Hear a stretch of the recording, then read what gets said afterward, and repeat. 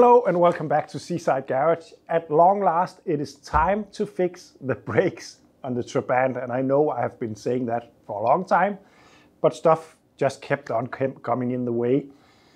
Stuff that needed to be done before fixing the brakes, otherwise I would just have to take it all apart again. But now I think we're there. Actually, I already finished up the other side. Now comes this side. I need to get the brake shoes on and the brake cylinders and some lines. I'm also changing all brake lines and hoses and all that. We need to get the master back on, and then we need to bleed the system. Let's fix those brakes. I cleaned the back side up to remove all the brake dust and rust scale and all that, at least the worst of it. And all the points that the brake shoes is going to rest on, I'm gonna lubricate slightly just to make sure that it won't squeak. Also, I'm gonna lubricate this adjuster. Then we need to fit these two, and they look very similar, but they have different part numbers. And the only difference that I can see is that this one looks like this, and this one got a cut in it. And the one with the cut in it is on the top side. At least it was before. I'm not sure that it will actually matter though, but yeah, there must be some kind of reason why. I just don't know what it is. Wait, I learned from the other side that it's a very good idea to put that brake line in between these two before fitting them. At least getting them started. Like that. And like that. Then I can fit them. It's just difficult to line them up when it's attached.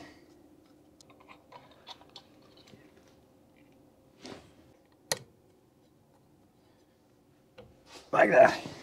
And then of course tighten up these.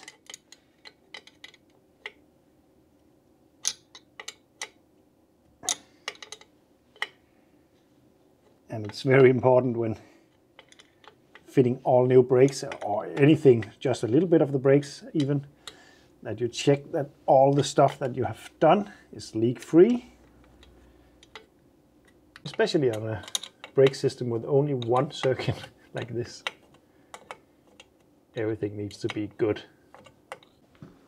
And then the brake shoes with the springs. And yes, I was too cheap, and also, well, I actually forgot to buy new springs and mounting hardware for this. So we'll just hope that this will work. This rubber needs to be turned. What about this one? That's right.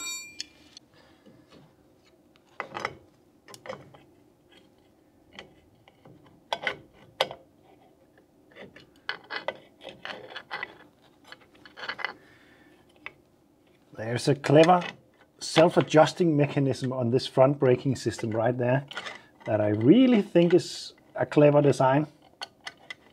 I like that.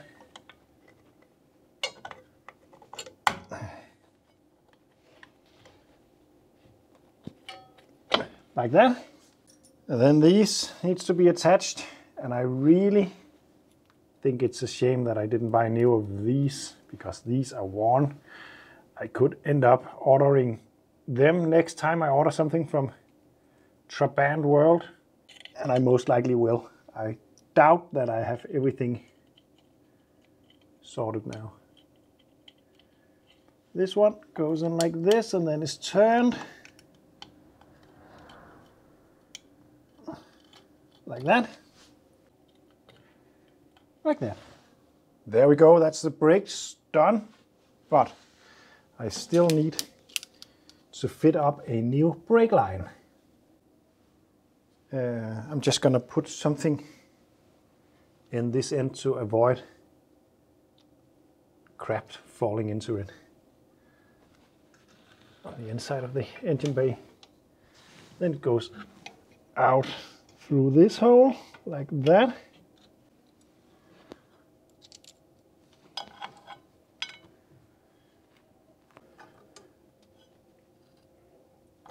Like that. Then we can change position to the rear of the car. But before we can fix the rear brake, this is the rear brake shoe, and this lever is what makes the handbrake work. But the new brake shoes does not have this one, so we'll need to take this one off and put it over to the new one. I'm just going to grind this off, then I think it will fall out. And maybe with this punch I can punch it out.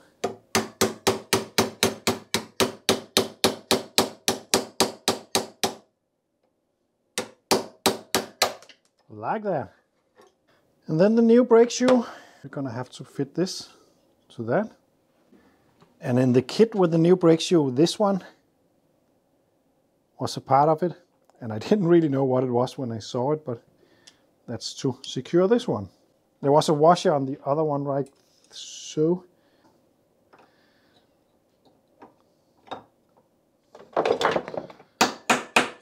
Just gonna find a bit bigger hammer, because what I'm trying to do is to punch something into that hole to make it expand, and by that lock it in place.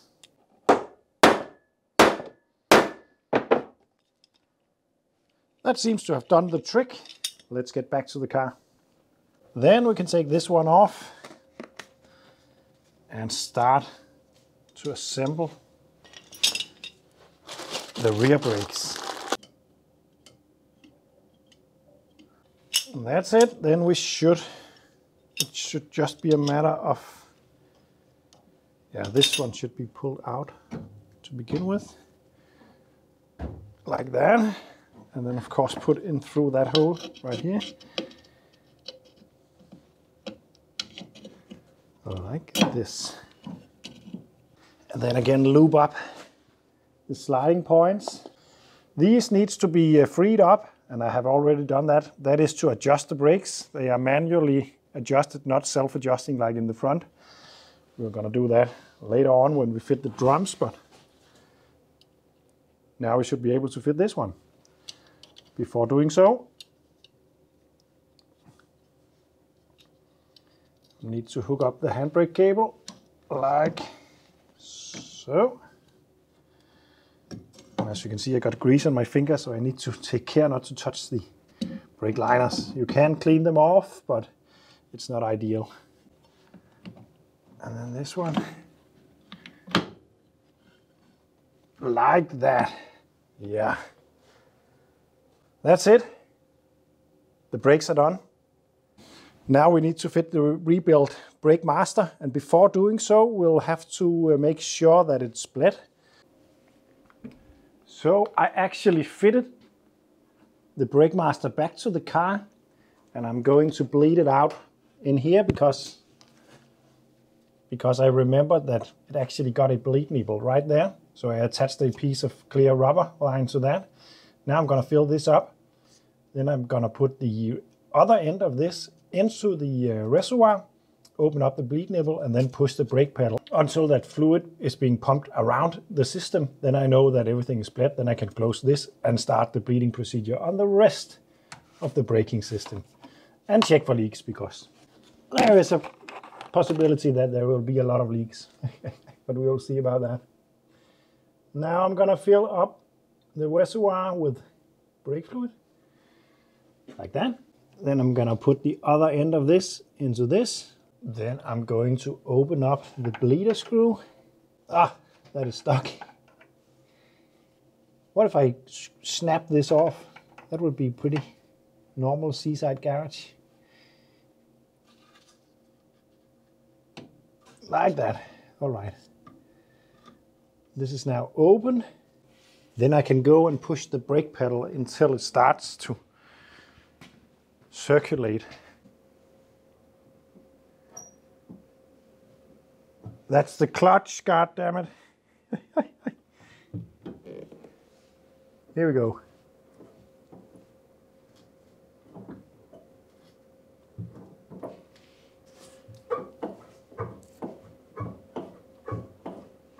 Ah, there we go. Can you see it? The fluid is coming around.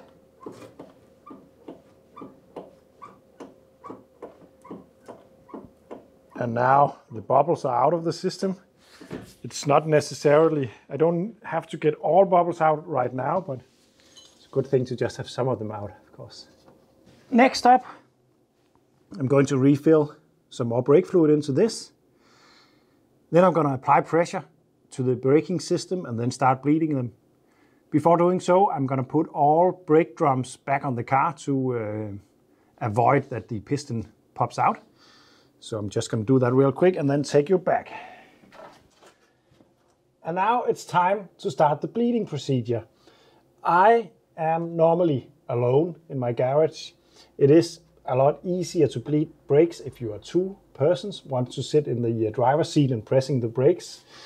But you can do it all by yourself, but you just need some tools or some clever engineering to do so. What I'm going to use is this, and I'm really happy about this. You're supposed to put brake fluid into this. I haven't done that because I don't like all the mess down there. So I'm just keeping an eye on the reservoir, making sure that it doesn't run dry. If it does, then I will have to start all over. This kit comes with a cap that fits on the reservoir with a nipple on that I can click on like this. As you can see, it is now attached to the reservoir.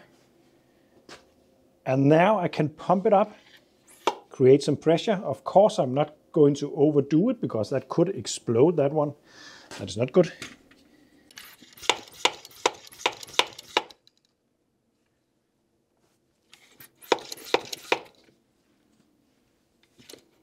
And with a bit of pressure, I go to the rear, and you should go to the one furthest away from the brake master, depending on how the lines go.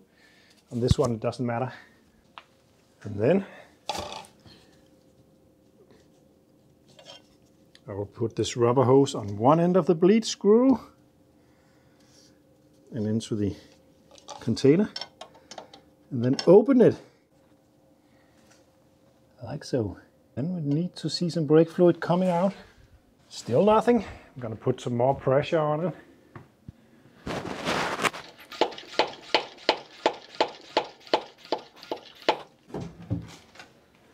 There it comes. It's running out very slowly. But it is working. A lot of air bubbles is coming out now. I don't know if it picks up, but a lot of them. So, this is the procedure. I'm going to go around all four corners and do that, and keeping an eye on the reservoir to make sure it doesn't run dry. And then it should be good to go. It is now bled completely. I got to admit something. Yes, I showed you my clever little tool to do this, but I had a lot of trouble using it today because I couldn't really get it to seal on the reservoir. I tried with some tape, but when I applied pressure, then it leaked out, and you need a little bit of a pressure to actually push it all the way out. So I had to call on my wife, and we bled the braking system the old-fashioned way, with one in the passenger seat pushing down on the brake, opening the bleed enable, then closing it, releasing the brake, pressing again, and so forth. Now it seems to be good enough. We now have a rebuilt brake master with brake fluid in, and all new brake shoes and brake cylinders on all four wheels, and all new brake liners all around, brake hoses, and underneath here you can see the new brake liner right there. I still need to do some work. I still need to tuck it away slightly. Originally it is routed by the sill, but the set that I bought is actually routed this way. Not as clean as the other one, but it will do. I'll just have to tuck it away and clip and put some clips on so it stays a bit higher than that, but that's all right. I also changed the steering knuckle. The old one didn't have any rubbers on it, and I did not really know if it was original, but I choose to actually change it because I think it's going to be an issue at the MOT station. So I changed that. And now I'm trying to change the other side. Now I'm taking a little break because I crushed my pinky doing it. So that's just the way it is. Oh, there's one of my flashlights. I wonder how many of my flashlights are in engine bays around the country. Anyway, I'm gonna do this off camera. And then I'm actually also going to put the wheels back on and take the car down from those jack stands, because I'm going to do an attempt to get it on this lift to do the rust work. There's not a lot of rust work that needs to be done, but there is some. So that will be in the next video on the Trabant. Another step is done on the Trabant, and it was an important one because this is what's going to get this car through the MOT. Now I just need to make sure that all lighting is working. I need to install side blinkers on the fender right here. That's a requirement in my country. And then I think it's ready to go to the MOT, so that will be soon. I have to fix the rust and the lighting. I also need to change all the rubbers on the windows and all that, but I will do that after the MOT, because when I go to the MOT, this is not a Danish car, so it will have to be, I will have to pay a tax for it. That can take some time. That can be a pretty complicated process sometimes. So I want to do that as quickly as possible so I can get to drive it as quickly as possible. Then I can do all the other stuff. It's not an MOT fail with a leaking window seal and stuff like that. So I can do that afterwards. So thank you for watching and see you in the next one.